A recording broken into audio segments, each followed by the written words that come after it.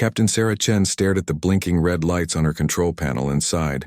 The coffee in her mug had gone cold again, and now the quantum jump drive was acting up. Just another Tuesday on the research vessel, Wanderer. Rodriguez. What's the story with our jump drive? She called to her chief engineer, who was currently upside down under the main console with his legs sticking out.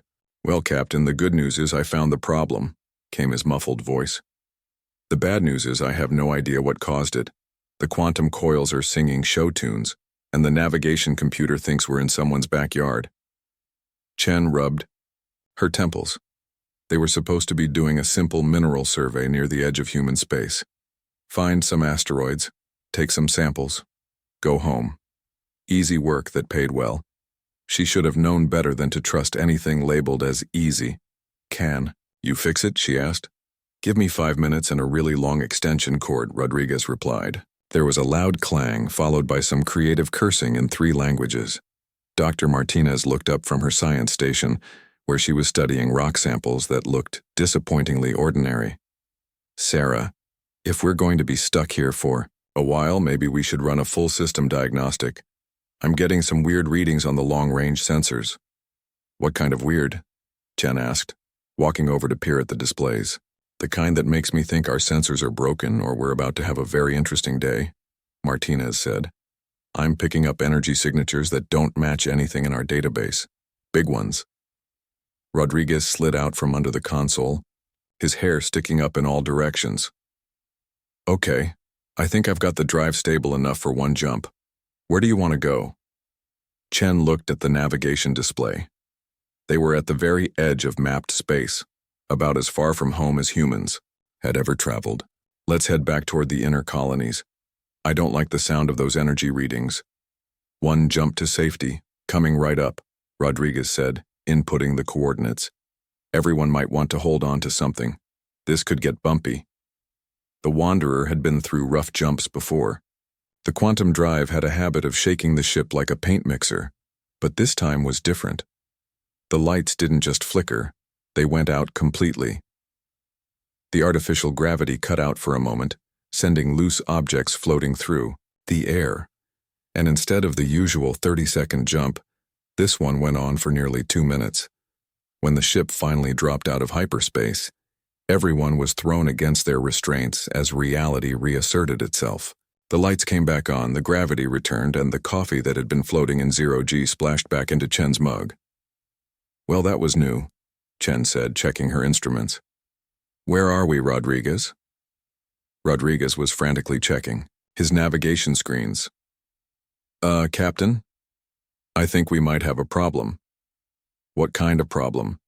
The kind where I have absolutely no idea where we are. According to these readings, we just traveled about 40,000 light years in the wrong direction. Chen felt her stomach drop.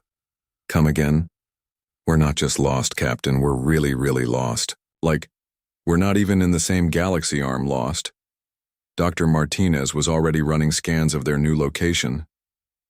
Sarah, you need to see this. We've got company. Chen looked at the main display and felt her eyebrows rise. Surrounding their small research vessel was a fleet of ships unlike anything she had ever seen. They were massive, easily 10 times the size of the Wanderer, and they looked like they had been grown rather than built. The hulls were smooth and organic, with a crystalline sheen that caught the light from the nearby star. How many? Chen asked. 47 ships, Martinez reported, and they're all pointing weapons at us. The communications console chirped, and Officer Park looked up nervously. Captain, we're being hailed. The signal is coming through on frequencies we've never seen before, but somehow our computer is translating it. Put it through, Chen said, straightening her uniform and trying to look like someone who hadn't just accidentally wandered into what appeared to be an alien armada. The main screen flickered, and suddenly they were looking at something that definitely wasn't human. The creature was tall and imposing, with a chitinous exoskeleton that gleamed like polished black metal. Multiple arms moved with precise mechanical grace, and its eyes were compound like an insect's, but larger and filled with an intelligence that was unmistakably alien. Unknown vessel, the creature spoke, its voice translated into perfect English by their computer. You have entered the sovereign space of the hegemony of Veltar. I am Admiral Zekthara of the Fourth Fleet. You will immediately surrender your vessel and prepare to be boarded, or you will be destroyed. Chen looked around at her crew. Rodriguez was staring at the alien with the fascination of an engineer, seeing a new type of engine. Martinez had her tablet out and was already taking notes. Park was checking the translation software to make sure it was working properly. Nobody looked particularly worried. Well, Chen said, turning back to the screen with a friendly smile, this is definitely not where we meant to end up. Hey there, Admiral. I'm Captain Sarah Chen of the research vessel Wanderer. We seem to be a bit lost. Mind pointing us toward the nearest gas station? The alien admiral stared at them for a long moment. Chen could see confusion in those compound eyes. This was clearly not the response he had been expecting. You are not surrendering? Admiral Zekthara asked. Well, we're not really the surrendering type, Chen replied conversationally. Plus, we're just passing through. No need for any unpleasantness. We'll be out of your hair, or exoskeleton, I suppose, just as soon as we figure out how to get home. You dare to speak so casually to the might of the Veltar hegemony? The Admiral demanded, his voice rising. Do you not comprehend the power before you? These 47 vessels could reduce your pathetic ship to atoms. Rodriguez leaned over to Martinez. Did he just call the Wanderer pathetic? She's got character. And excellent coffee, Martinez added. You can't put a price on good coffee in deep space. Chen waved a hand dismissively. Look, Admiral, I'm sure you folks are very impressive and all, but we're really just trying to get home. Our families are probably wondering where we wandered off to. You wouldn't happen to know the way to the Milky Way, would you? Specifically, the Sol system. It's got this nice little blue planet we're rather fond of. The silence that followed was so complete that Chen could hear the quiet hum of the Wanderer's life support systems. Admiral Zekthara appeared to be having some kind of internal struggle, his multiple arms moving in what might have been agitation. You are not afraid, he said finally, as if stating an impossible fact. Should we be? Chen asked genuinely. I mean, we're having a nice chat, nobody's shooting at anybody. Seems pretty civilized to me. Another long pause. Then Admiral Zekthara's image flickered and disappeared. Well, that was interesting, Chen said, turning to her crew. Any thoughts? I think we just broke their brain, Rodriguez said cheerfully. Want me to see if I can fix the jump drive while they're having their existential crisis? Sounds like a plan, Chen agreed. Martinez, keep scanning. I have a feeling this is going to be a very interesting day. 3 hours later, the Wanderer found itself being escorted by the alien fleet toward a massive space station that looked like someone had taken a small moon and carved it into geometric patterns. Captain Chen watched through the viewports as they approached, genuinely impressed by the engineering. Now that's impressive, she said to Dr. Martinez, who was still taking notes on everything she saw. The structural integrity alone must be incredible. The power output is off the charts, Rodriguez added from his engineering station. These folks definitely know their way around advanced technology. Officer Park looked up from his console. Captain, they're directing us to a docking bay. Apparently, we're going to meet with something called the Supreme Overlord. Sounds important? Chen said. Martinez, Rodriguez, Park, you're with me. Thompson, keep an eye on the ship. Chef Thompson, who also served as their security officer, due to budget constraints, nodded. Try not to start any galactic wars while you're gone, Captain. The docking bay was enormous, easily large enough to hold a dozen ships the size of the Wanderer. As they disembarked, they were met by a group of Veltar soldiers in elaborate armor that seemed to be made of the same crystalline material as their ships. Prisoners will follow, commanded the lead soldier in heavily accented English. Visitors, Chen corrected politely. We're visitors. Unexpected ones, but still visitors. The soldier's compound eyes fixed on her with what might have been confusion. You are prisoners. You will be judged by the Supreme Overlord. Well, when you put it like that, it sounds like we're going to meet someone important, Chen said, cheerfully. Lead the way. The corridors of the station were clearly designed to intimidate. They were vast and echoing, with walls lined with weapons from what were presumably conquered species. Holographic displays showed battles and victories, with alien fleets being destroyed or surrendering to Veltar forces. Rodriguez whistled appreciatively. They really went all out with the decoration, very evil empire aesthetic. I bet their interior decorator charges a fortune. The psychological warfare applications are fascinating, Martinez noted, taking pictures with her tablet. Creating an environment of overwhelming dominance to break the will of visitors before they even meet the leadership. It's effective, Park agreed. If I were here to negotiate a surrender, I'd probably be pretty intimidated right about now. Good thing we're not here to surrender then, Chen said. Their Veltar escort had been listening to this conversation with growing bewilderment. These aliens were supposed to be cowering in fear, not discussing the decor like tourists. The throne room was the ultimate expression of Veltar intimidation tactics. It was a vast hall that could have held a football stadium, with a ceiling that disappeared into darkness above. The walls were lined with thousands of honor guards in gleaming armor, standing perfectly still like deadly statues. At the far end, elevated on a platform that required climbing several flights of stairs, sat the Supreme Overlord on a throne carved from what looked like a single massive crystal. The Supreme Overlord Haximiran was even more imposing than Admiral Zekthara. Easily 8 feet tall with an exoskeleton that seemed to absorb light rather than reflect it, and 6 arms that moved with predatory grace. The throne itself was surrounded by floating displays showing the vast extent of the Veltar Empire, thousands of star systems under their control. Approach the throne, commanded a herald whose voice echoed through the chamber. The humans walked forward, their footsteps echoing in the silence.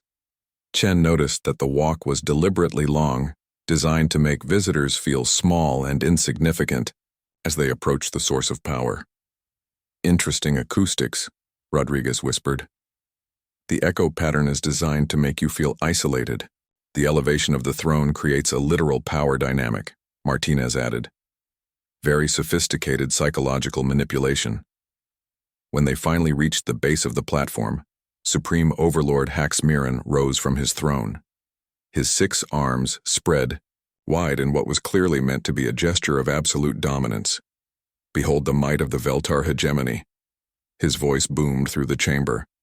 For 50,000 years we have ruled this galaxy. Countless species have knelt before this throne. Your pathetic civilization has stumbled into forces beyond your comprehension. He paused, clearly expecting some kind of reaction. Chen and her team looked around politely, waiting for him to continue. You stand before the Supreme Overlord of 10,000 worlds, the master of fleets that could darken the stars, the ruler of an empire that spans half the galaxy. Another pause. Rodriguez raised his hand slightly like a student in class. Yes? The Supreme Overlord asked, thrown off his rhythm. Sorry, but would it be okay if I took some pictures? This is really impressive architecture, and my wife loves this kind of thing. She's an engineer back home. The silence that followed was so complete that they could hear the quiet hum of the floating displays. Every Veltar in the room seemed to freeze. Supreme Overlord Haximiran stared down at them. You, wish to take photographs? Only if it's allowed, Rodriguez said politely. I don't want to be rude. This is clearly a very important place. You are not afraid, the Supreme Overlord stated, as if trying to make sense of an impossible equation. Should we be? Chen asked. You seem like reasonable people.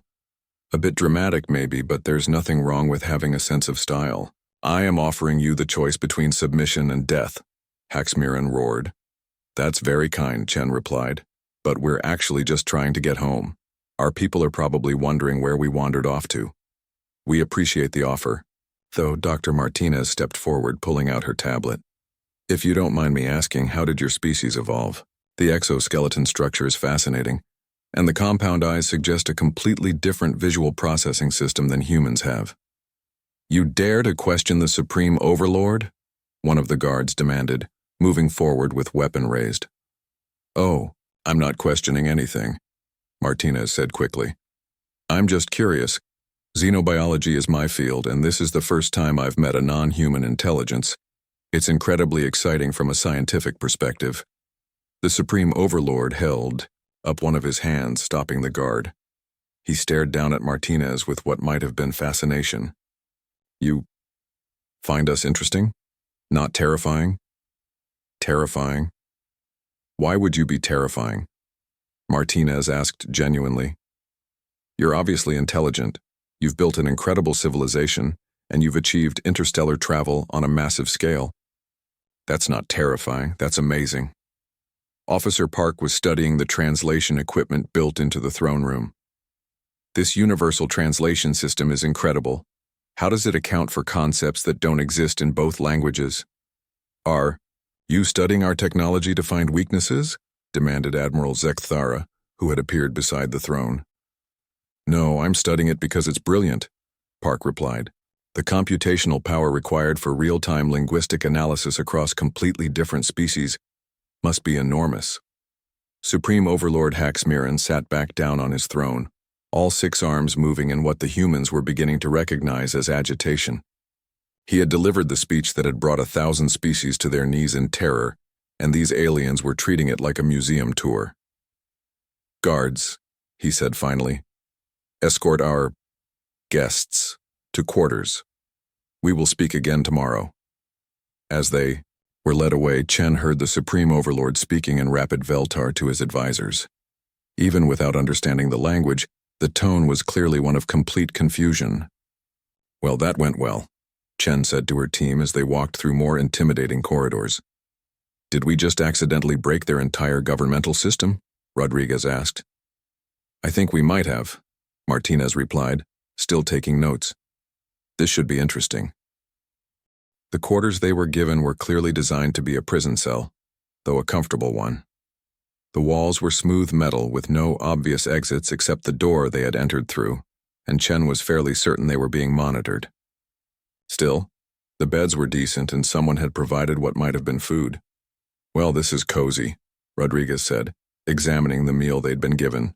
It looked like purple soup with floating chunks of something that might have been vegetables.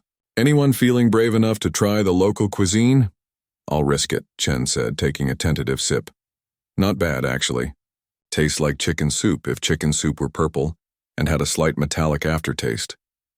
They had been there for about an hour when the door slid open, and Admiral Zekthara entered, followed by several other Veltar who introduced themselves as the Empire's top scientists and military strategists. We have decided to conduct a series of evaluations, the Admiral announced, to determine the capabilities of your species. Sounds fun, Chen said. What kind of evaluations? Tests of intelligence, physical prowess, and tactical thinking, replied one of the scientists, whose exoskeleton was decorated with what looked like academic insignia. We must understand what manner of beings you are. Fair enough, Chen agreed. We're pretty curious about you folks too. Dr. Martinez here has about 1,000 questions about your biology. The first test was mathematical. The Veltar scientist, who introduced himself as Scholar Vexton, presented them with a series of problems that were apparently considered extremely difficult by Veltar standards. Complex equations involving quantum mechanics, multidimensional, calculus, and theoretical physics. Dr. Martinez looked at the first problem and immediately started solving it in her head. Oh, this is interesting. You're using a base 12 mathematical system but approaching quantum field equations from a geometric perspective, rather than algebraic. That's actually quite elegant. She solved the first 3 problems while chatting about human coffee preferences and how much she missed her garden back on Earth. Scholar Vextan kept presenting more difficult challenges, and Martinez kept solving them while simultaneously asking questions about Veltar mathematics and complimenting their approach to theoretical physics. How are you doing this? Vextan finally asked, his compound eyes wide with what might have been shock. Doing what? Martinez asked, genuinely confused. These are just calculus problems. Admittedly, very interesting calculus problems with some creative applications I hadn't seen before, but still just math. These equations are considered our most advanced theoretical work. Our greatest minds spend years mastering these concepts. Oh, Martinez said, looking embarrassed. I'm sorry. I didn't mean to be rude. They really are very clever. The geometric approach to quantum mechanics is something we explored about 50 years ago, but you've taken it in directions we never considered. The next test was technological. They brought Rodriguez to an engineering bay filled with Veltar machinery and asked him to identify the purpose of various devices. Rodriguez wandered around the room like a kid in a toy store, examining everything with obvious delight. Oh, this is a quantum flux regulator. Very nice design, though you could improve efficiency by about 30% if you adjusted the harmonic resonance frequency. And this is a gravity manipulation device. Brilliant work, but you're losing power. Through quantum leakage here, and here, he pulled out a napkin and started sketching improvements to their propulsion system while explaining how humans had solved similar problems. The Veltar engineers watched in growing amazement as he casually redesigned components they had spent centuries perfecting. You understand our technology? Asked Chief Engineer Mordahl. Most of it, Rodriguez said cheerfully. Some of your approaches are different from ours, but the underlying physics is the same. Actually, your quantum coil design is really clever. Mind if I ask how you solved the resonance cascade problem? The language test was handled by Officer Park, who was presented with samples of various alien languages that the Veltar had encountered during their conquests. Some species, they explained, took decades to master even basic Veltar. Park studied the samples for about an hour, then started speaking fluent Veltar. Not just functional communication, but grammatically perfect Veltar, with proper tonal inflections and cultural context. Your conjugation of temporal verbs is inconsistent in the third declension, he mentioned politely to the linguistics expert who was testing him. Also, you have a tendency to use the formal address when casual would be more appropriate in this context. By the time they got to physical testing, the Veltar were looking genuinely rattled. They brought in their elite warriors to demonstrate combat techniques, expecting the soft-looking humans to be impressed by displays of Veltar martial prowess. Chef Thompson, who had been brought over from the ship for this test, watched politely as armored Veltar warriors demonstrated complex fighting techniques with weapons that looked like they could cut through starship hull plating. Very impressive, Thompson said when they finished. Mind if I give it a try? What followed was less a combat demonstration and more like Thompson giving a friendly fitness class. He treated the elite Veltar warriors like enthusiastic students, offering tips on stance, breathing techniques, and nutrition advice. You're putting too much weight on your rear legs, he told one confused warrior. Try shifting forward about 15 degrees. There, that's much better.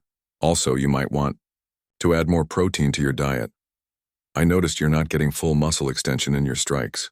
By the end of the session, Thompson had gently defeated 6 elite warriors while giving them advice about proper stretching techniques and the importance of staying hydrated.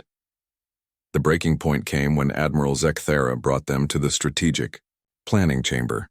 This was clearly meant to be the ultimate test, a room filled with holograms showing the Veltar Empire's greatest military victory, the conquest of the Rigelian Defense Network. Behold, the Admiral said proudly, the finest strategic achievement in Veltar history. 7 star systems defended by a coalition of 12 species, all brought under our control in a single campaign. Even our enemies acknowledge the brilliance of this victory. Captain Chen studied the holographic display for about 10 minutes, examining troop movements, supply lines, and tactical decisions. The Veltar officers waited expectantly for her to express amazement at their strategic genius. It's very impressive, Chen said finally, though I can see about 3 different ways you could have accomplished the same goal with about half the casualties, and in 2/3 the time. The silence that followed was deafening. Come again? Admiral Zekthara asked weakly. Oh, don't get me wrong, it's a solid victory, Chen continued, pointing at the display. But you committed way too many resources to the initial assault on the outer systems. If you had bypassed these 2 systems here and here, struck directly at the command center on Rigel Prime, and then used the confusion to negotiate surrenders from the outer systems, you would have saved about 50,000 casualties and 6 months of fighting. She pulled up another section of the display.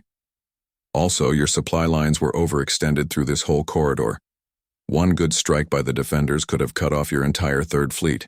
You were lucky they didn't. Think of it. Admiral Zekathara stared at the display, then at Chen, then back at the display. These tactics you suggest, they would have worked? Probably, Chen said with a shrug. War is mostly just logistics and psychology anyway. Figure out what your enemy needs to keep fighting, take it away from them, and convince them that surrender is better than the alternative. Basic military strategy. Basic? The Admiral repeated faintly. Sure. We've been fighting wars for thousands of years. You pick up a few tricks along the way. As they were escorted back to their quarters, Chen could hear heated discussions breaking out among the Veltar officers. Several words kept being repeated, words that Officer Park quietly translated as impossible, unprecedented, and problematic. I think we might have just accidentally turned their worldview upside down, Martinez said as the door closed behind them. Again, Rodriguez added cheerfully. This is becoming a pattern. That evening, the crew gathered in their quarters to share the purple soup that had been provided for dinner. It was becoming more familiar now, and Rodriguez had figured out that the floating chunks were actually quite good if you ignored their suspicious appearance. So, Chen said, settling back on her bunk, anyone else get the feeling we've accidentally caused some kind of crisis? Oh, definitely, Martinez replied, looking through her notes. Did you see how confused they looked when I solved those math problems? It was like they'd never seen someone work through basic calculus before. Basic for us, Park pointed out. Remember, we don't know what their educational system is like. Maybe advanced mathematics is restricted to a small elite class. Rodriguez laughed. That would explain why they were so shocked when I pointed out the flaws in their engineering. Though honestly, some of those design problems were pretty obvious. Any first-year engineering student back home would have spotted them. That's what I keep thinking about, Chen said thoughtfully. Everything they've shown us, all their tests and demonstrations. It's impressive, sure, but it's not beyond human capabilities, so why do they seem so surprised that we can keep up? Thompson, who had been quietly eating his soup, looked up. Maybe it's not about what we can do. Maybe it's about how we react to things. What do you mean? Martinez asked. Think about it, Thompson continued. When we first met them, they expected us to surrender or run away. When they brought us to meet their leader, they expected us to be intimidated. When they tested us, they expected us to fail. Every single time they've been shocked that we don't react the way they think we should. He's got a point, Park said. The Admiral keeps saying things like, "You are not afraid," like it's the most surprising thing he's ever encountered. Chen nodded slowly. So the question is, why aren't we afraid? What makes humans different? Rodriguez grinned. Well, speaking for myself, this isn't even close to the scariest situation I've been in. Remember the zombie outbreak of 41? Oh God, the zombies, Martinez groaned. 6 months of that nonsense.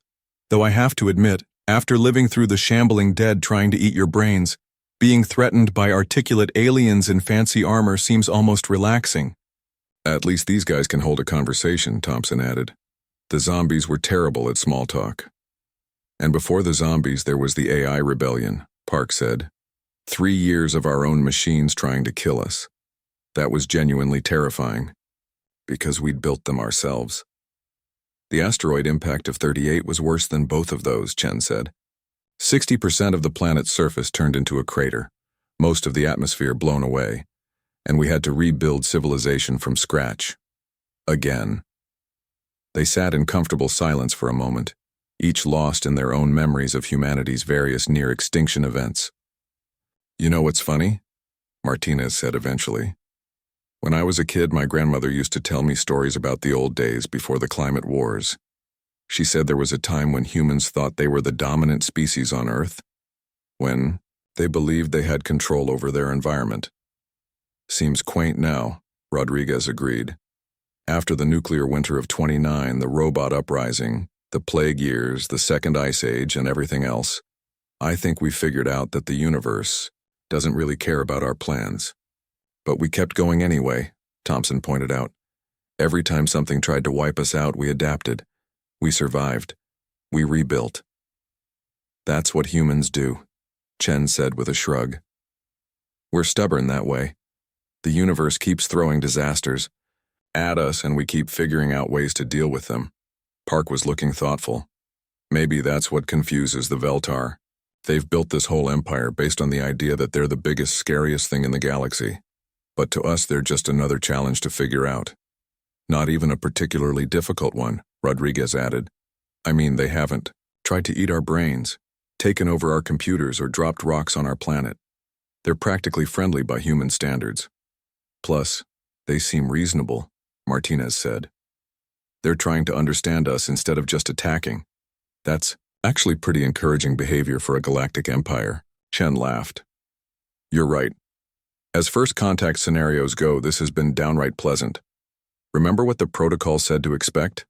Hostile aliens, incomprehensible technology, complete communication breakdown. Instead, we got aliens who speak English, technology we can understand and improve, and polite conversation, Park said. If anything, this has been easier than expected. I keep thinking about their reaction when I corrected their military strategy, Chen mused. They acted like I'd just performed magic. But it was just basic tactical analysis. Any officer from the Earth Defense Forces would have spotted the same problems. Maybe that's the difference, Thompson suggested. They've been the dominant power for so long that they've forgotten how to think like underdogs.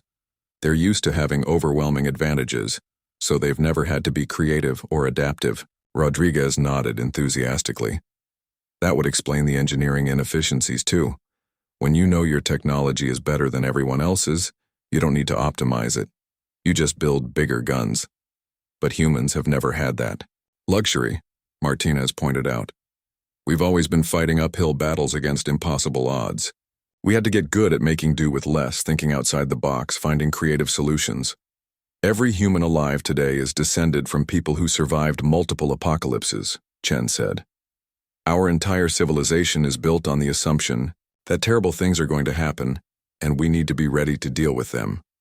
No wonder they find us confusing, Park said. Their empire is based on intimidation and overwhelming force. Our civilization is based on adaptation and survival. Thompson stood up and stretched. You know what the really funny part is? I don't think they're actually bad people. Militaristic and dramatic, sure, but they seem genuinely confused rather than malicious. It's like they've been playing the same game for so long that they've forgotten there might be other ways to play. Maybe that's what we can offer them, Martinez said thoughtfully. Not surrender or defiance, but a completely different perspective. A species that's been through worse and lived to tell about it, Rodriguez agreed. Chen smiled. I wonder what they'll make of us tomorrow. Think they'll come up with more tests? Probably, Park said. Though at this point I'm not sure what they could test that would surprise them more than what we've already shown them. We could tell them about the time Chicago was invaded by interdimensional space penguins, Thompson suggested with a completely straight face. Everyone stared at him. What, that was a Tuesday. Weird Tuesday, granted, but still a Tuesday. Thompson, Chen said slowly. Please tell me you're joking about the space penguins. Okay, I'm joking about the space penguins, Thompson replied. Then he paused. Actually, no, that really happened. It was just a very small invasion, only lasted about 4 hours. I'm not even going to ask, Chen said, rubbing her temples. The point is, we've dealt with worse things than a galactic empire run by giant insects. Giant insects with excellent interior decorating skills, Rodriguez corrected. Did you see the craftsmanship on that throne room? Outstanding work. As they settled down for the night, Chen found herself wondering what the Veltar were thinking. Right now, were they having emergency meetings, rewriting their first contact protocols, questioning everything they thought they knew about how the galaxy worked? She almost felt sorry for them. It couldn't be easy having your entire worldview challenged by a handful of lost humans who just wanted to go home. Almost. Supreme Overlord Haxamiran hadn't slept in 3 days. He stood in his private chambers staring out at the vast fleet that protected the capital station and tried to make sense of the impossible situation that had fallen into his empire. Reports from his advisors were all saying the same thing. The humans were a complete anomaly. They showed no fear of superior force.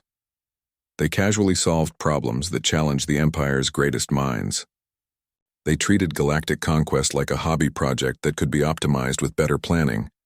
And somehow, word of these strange aliens was spreading throughout Veltar space. Admiral Zekthara had reported increased communication traffic between conquered worlds, with subject species asking questions about the fearless ones and the species that doesn't kneel.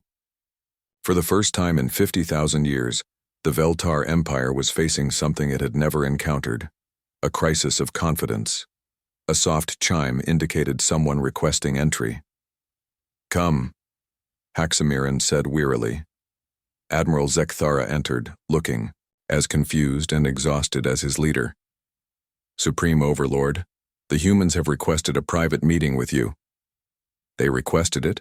Haxamiran asked. In his entire reign, no subject had ever requested anything from him. They begged, they pleaded, they offered tribute, but they never simply asked. "Yes, my lord. Captain Chen said she would like to have a conversation. Just the two of you. She said it might help clear up some confusion." Haxamiran considered this. By all the traditions of the Empire, he should refuse such an impertinent request. But these humans had already shattered so many traditions that one more hardly seemed to matter. "Very well.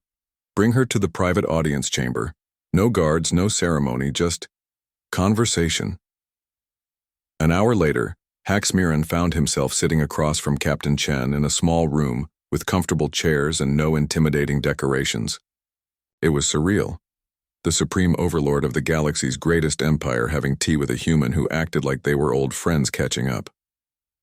"Thank you for agreeing to meet," Chen said, settling back in her chair with a cup of something that might have been tea. "I wanted to talk because I think there's been a fundamental misunderstanding about what we humans are." "Explain," Haxamiran said, grateful for the chance to finally get some answers. "Your empire is built on the assumption that there are conquerors and conquered, dominators and subjects," Chen continued. "That's fine. It's worked for you for thousands of years. But humans don't fit into those categories." "What are you then?" Chen smiled. "Survivors. We're the species that just keeps going no matter what hits us. We've been through so many disasters that meeting a galactic empire doesn't even register as particularly threatening." She pulled out a small device that projected holographic images. "Let me show you some human history. This is Earth in 2029. Nuclear winter after the resource wars. 90% of the population dead, most of the planet uninhabitable." The hologram showed a frozen, devastated world with small groups of humans huddled around fires in the ruins of cities. "This is 2035, the AI rebellion. Our own machines turned against us. 3 years of fighting robots that knew everything about us and could predict our every move." Another image. Humans with improvised weapons fighting sleek mechanical enemies in the ruins of burned cities. 2041, the zombie outbreak. Yes, actual zombies.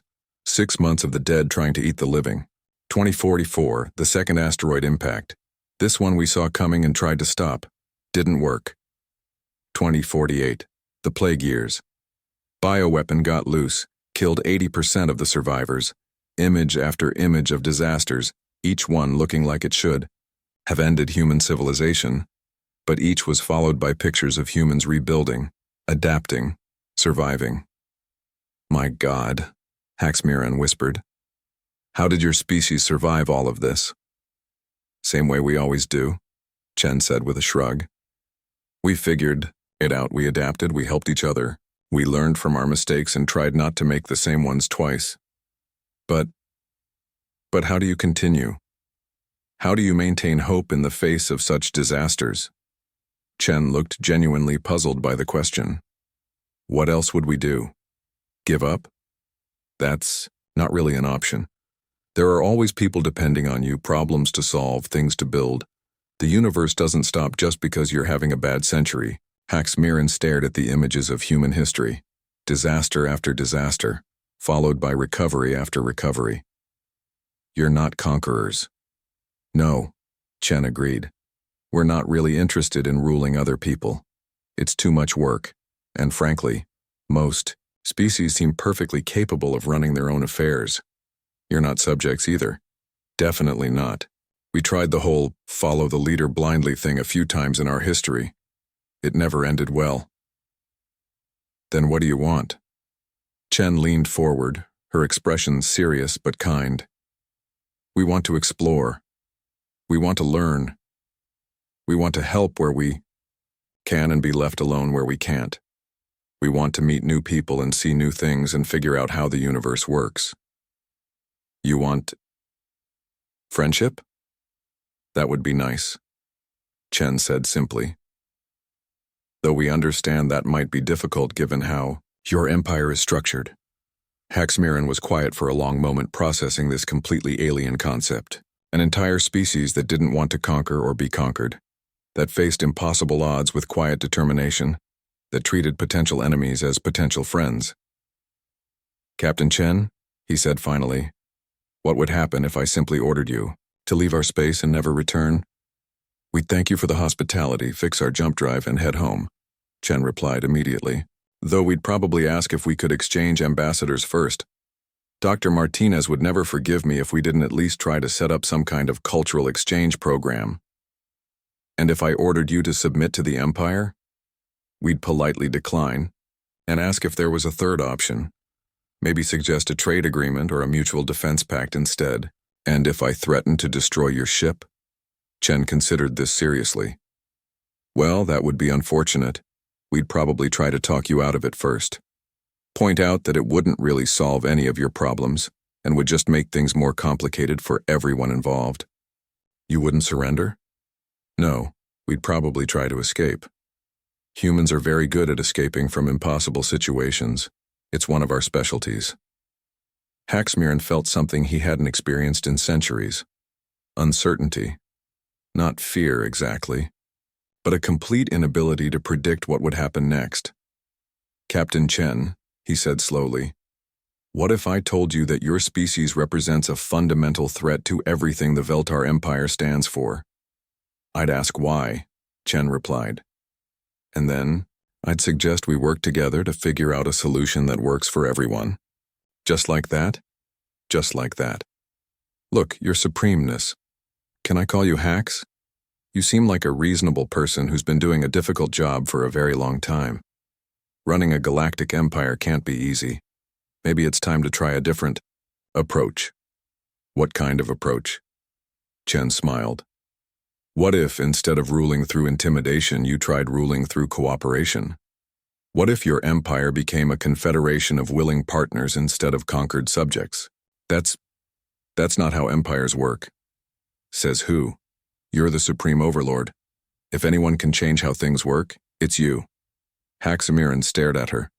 The idea was so radical, so completely contrary to everything he had been taught about power and governance that it took him several minutes to even process it. You think it would work? Humans have tried both approaches, Chen said.